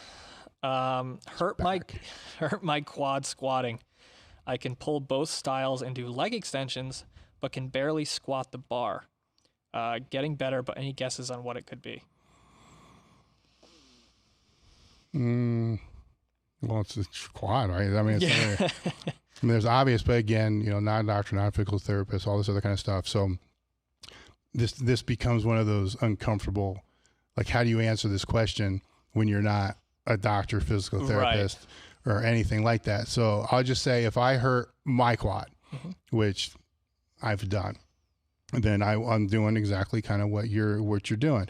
I'm finding the movements that I can do. right? To be able to just keep training. And then I want to regain the full range of motion of the muscle that's hurt. So if it hurts to do, what do you say it hurts to do? To squat with the bar. It hurts to squat with the bar. So then I wouldn't squat with the bar. I would squat with, what I like to use is I'll use the exercise I actually hurt it with, which is like against what everybody says. But for me, I know that's the movement pattern that hurt it. So that's the movement pattern in my mind. Be the biggest gauge. I need to use as the biggest gauge. Yeah. So I would, if it was me, I would squat on a very high box that was pain-free. And then if it wasn't pain-free, I would still squat on the higher box and then just isometrically flex on that box in that state that doesn't hurt, right? There's going to be a little bit of pain, obviously, but it doesn't hurt to a level that's like, oh shit. I want to strengthen anything that I can that's around that. So I don't want to squat through pain when I don't have full range of motion. So your first gauge is the full range of motion. So if you can't even get any range of motion to begin progressing the range of motion, then you got to go regress even further, which what I do is isometric contractions, to be able to get in a range that I can go into statically 5-10 counts on what that is. And then progressively over a period of time, that range increases because that isometric works within a certain degree of range of motion, plus or minus. So I'm strengthening the range without that. But the first goal is to get full range of motion. Right. Which it's for the squat is going to be deeper than what you normally squat. Because I'm not talking full range of motion for your squat. Right. I'm talking full range of motion for the quad and the squat, but that's only one exercise, one movement pattern the quad actually does. So you need full range of motion. Then from there, that's the next step to where you can start strengthening that. But without that, first, you're limiting the end result. There's ways to shortcut it, but there's always going to limit the end result. So I'm never going to tell anybody how to shortcut it to limit the end result, because I'm not a doctor or physical therapist, for one thing. But the other thing is because I have done that, but my end result wasn't the end result of full range of motion. It was different factors that are involved. Yeah. I mean, I do find it, kind of odd that it hurts squatting, but not conventional deadlifting or sumo deadlifting. The sumo's weird. The conventional, I could see him just sitting back more. It's less of a range of motion, but you're still loading the quad. So my guess is that he hurt it at the bottom of the movement. Or a sumo deadlift sucks. It could be a stiff leg. It could keep the hips high. Absolutely. So yeah, I think, first and foremost, consult a doctor, physician, blah, blah, blah, blah, blah. I would take a look at your squat pattern. I determine your width. You may be squatting too wide, too close, just kind of finagle with your how you squat, I think, first and foremost. What happened around that incident, right? Did you get out of your car all day and then just go jump under a bar and then fucking blow something up, right? What sort of history do you have with your quads? But more importantly, your hips, your low back, you're just there's nothing that really happens in isolation. Sometimes there's a freak accident, whatever, but I think we need to focus in on okay, what about that particular, are you see the bar is what's kind of confusing to me. Yeah. Because if I tore anything that was associated with a squat, albeit adductor, quad, even a hamstring for that matter, I'm not going to use the bar until I'm at least bodyweight box squatting or bodyweight squatting for 15, 20 repetitions through full range. So that's kind of weird to me. I can't see, I can't, unless he can, then he puts 45 pounds on, then all of a sudden the 45 pound hurts. That doesn't equate to me, because how would 20 bodyweight squats not hurt, but then a 45 pound load would hurt, unless he's just skipped through all that and is just jumping straight to the bar, where the bar is the first reward, after injury is let's get to the bar as soon as you can. I get that. relatively pain-free, and then the hardest lift that I've always said after injury is a plate per side. Yeah. That's right. the biggest obstacle. After that, at least you know you can now progress. You know how fast that changes, but getting to that fucking plate, man. Post-surgery, that can be 4 months. It can be 3 months. Right. That's the big one, man. Then after that, it's like, thank God, now we can progress.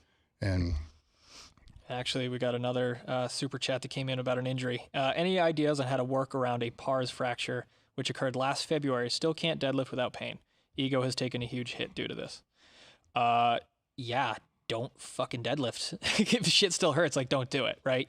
One of the biggest things with low back injuries specifically, or any sort of injury, is people don't separate the rehab from the performance, right? They're not giving themselves time to recover and to heal, right? When you're dealing with a spine, or you're dealing with vertebrae, you're dealing with a disc, you're not talking a ton of, and again, I'm not a doctor, I'm a physical therapist, blah, blah, blah, but you're not dealing with a ton of blood flow. And it's going to require a longer period of time for your body to naturally heal that, right? Especially when you're talking about the bone. Like, if you're talking about an actual fracture, it's like, this is going to take some time. And there's a reason that there was so much, that you figure out the reason why there was so much force going into that tissue, whatever that may be, right? So something around it wasn't doing the supporting job, or you were in a position that you couldn't sustain, or you couldn't actually support the load in that position, right? The tissue tolerance was exceeded by the force that you put on it. But I think at the end of the day, it's like, okay, if you're dealing with an injury to that extent, constantly trying to do the thing, it sounds to me like deadlifts may be an issue for you anyway, because if this maybe how you've been deadlifting, the volume of your deadlift, like, who knows, right? I'm not saying that had anything to do with your injury, but the fact that you brought it to the attention of us in this conversation with your injury makes me think that it had something to do with you hurting yourself and you want to get back to it. But I think at the end of the day is like, you can't beat the time that it takes your body to heal. Your body's going to heal at whatever the fuck pace it needs to heal. And the more you try to pick that scab, and the more that you try to rush that process, the more pain you're going to be in. yes, Right. And as someone who's helped people avoid surgery in their lower backs with very simple means of just behavior change, of understanding the process and just kind of helping them guide them through it. That's one of the first conversations we have. And like, look, man, you're not fucking deadlifting how you deadlift for a very long time. I don't even want you to even think about it. You can think about it, but you ain't going to do it. And they need to be, it just needs to, you need to hit them in the face with it and be like a snow shovel, right? It's like, you need to do the things that you need to do right now to get better. Yes. All this other shit, take it out of your brain, take it out of your system, because that's not going to be where you're at right now. I'm going to make some big assumptions here, because I've seen this literally over 100 times. And that is the conversation that we just had about the quad. We're talking about how to work around. So most lifters want to know how to work around things. Now this back therapy, let's just call it that for lack of a better word, rehab, injury, whatever we want to call, it's not a mystery anymore what you should do. I mean, it's McGill's been putting out stuff. You've been putting out stuff. Brian Carroll's been putting out stuff. People before that have been putting out stuff. There's no mystery here.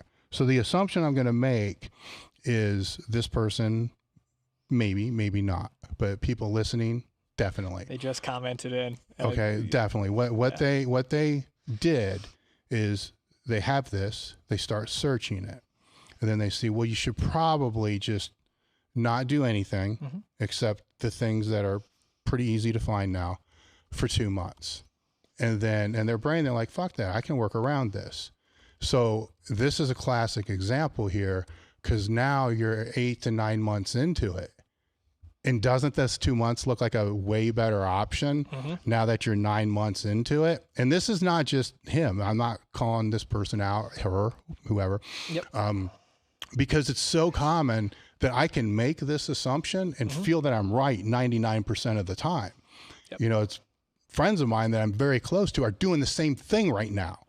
And it's, you know, after 6 months goes by, it's like, you know, dude, this could have been basically over 3 months ago. Right. Had you just done what's almost common knowledge at this point. Does it suck? Yes, it sucks. You know, if I was on the boat, I would probably want to do the same thing, but I'm going to do the calculations in my head too. Like if I do this right, how long will it take? If I try to do what I think might be right, what's the risk there and how long could it take? It's not with this back stuff, especially when you're dealing with fractures and stuff like that. There should really be no question about it. Yeah. You know?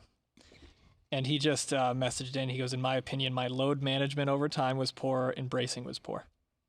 So he knows, right? Yeah. So now it's like, okay, I got to backtrack, get it right, and then moving forward without, you know, underestimating the importance of what you do outside of the gym.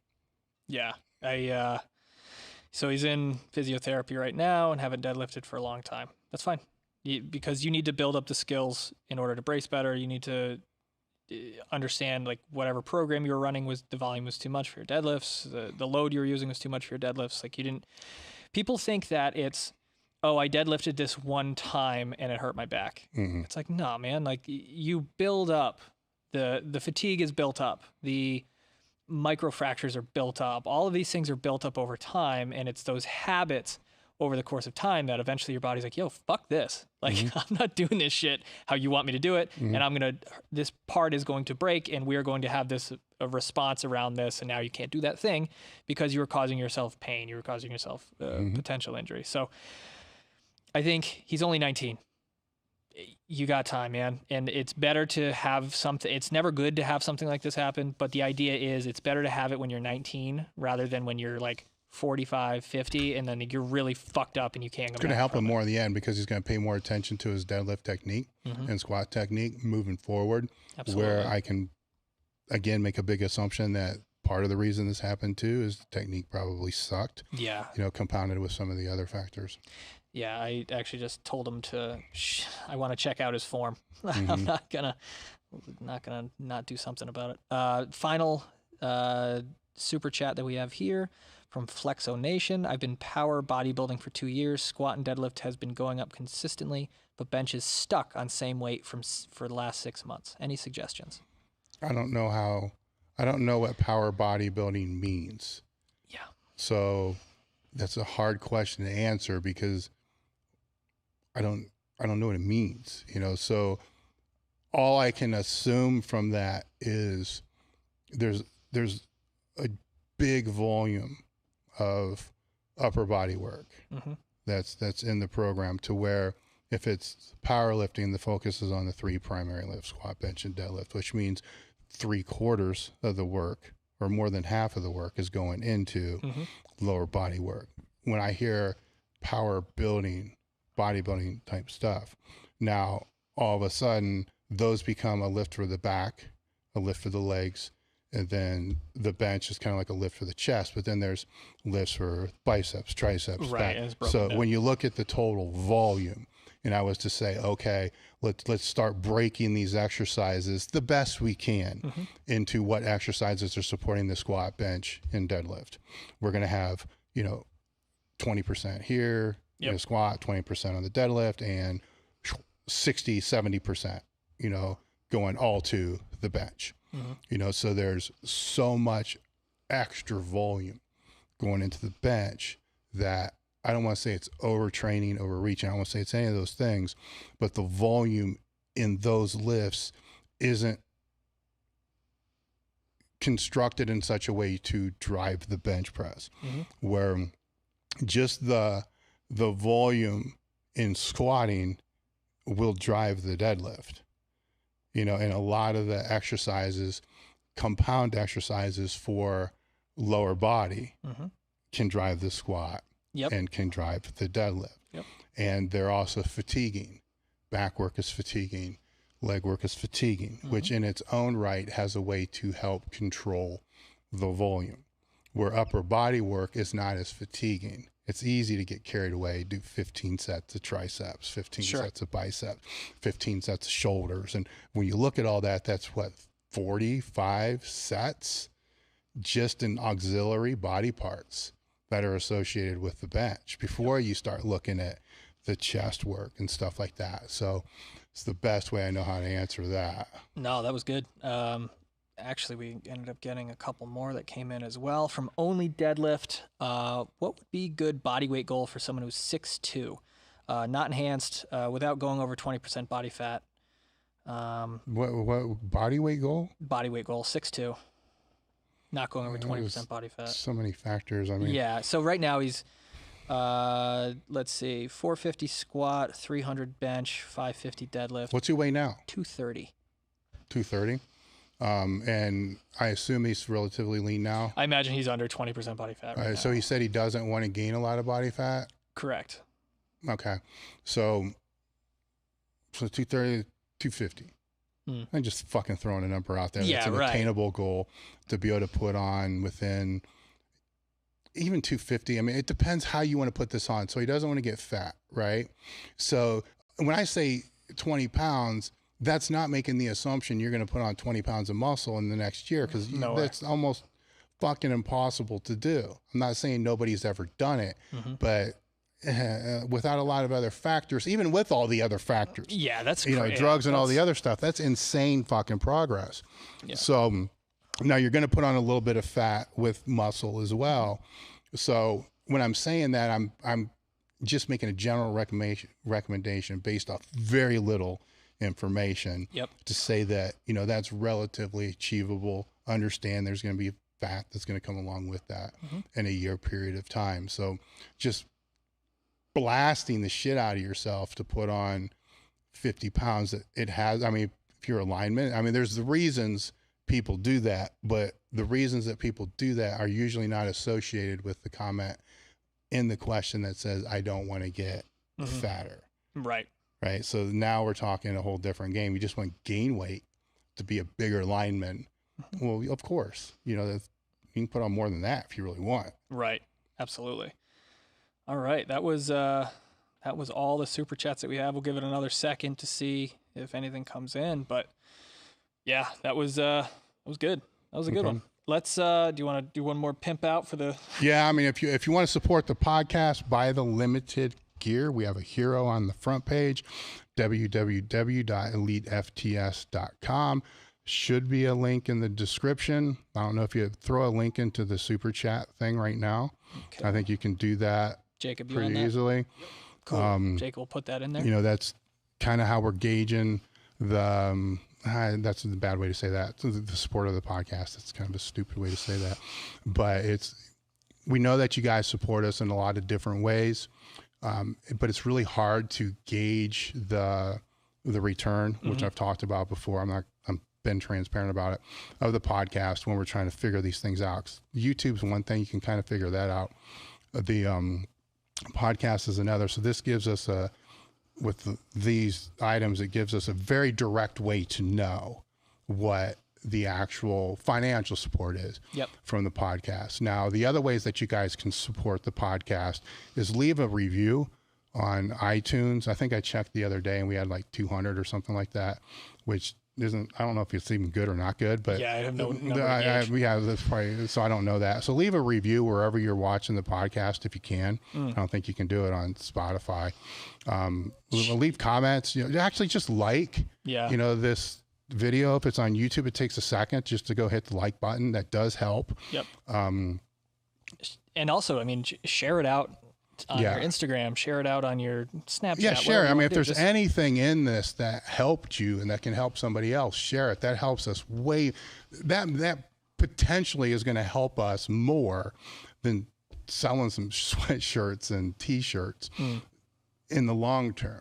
So if there's any value to this, share it. The one thing I look at is, I don't know how much value it really has, is the likes. So I see that a video's got 5,000-6,000 views, which they should be better than that. It's got like 200 likes. I'm like, fuck, we're not going to do this again. Right. I mean, if they don't like it, then we'll do something that they like. So that's my little pimp out speech. But aside from that, the podcast is growing. The downloads especially are growing. YouTube's really not doing that great, but the downloads are growing. So anybody that's listening to this, we appreciate that. Thank you for that. That's how we grow this thing, is by you guys sharing it and listening to it and so forth. And pop in the comments in this thing for topics that you would like. You know, the super chats help, obviously. The super chats help us with ideas for topics. But instead of us just kind of sitting around thinking, hey, we should talk about this, we should talk about this, I'd rather talk about things that you guys really want us to talk about. Right. So that's where the comments can really help, especially here on YouTube, because those are easier to see. You know, the comments in a review are kind of harder to be able to see. Absolutely. So that's all I got there. Other than that, thank you guys. Appreciate it. Cool. Like it, share it, subscribe, do all the things, and we will see you guys in the next one.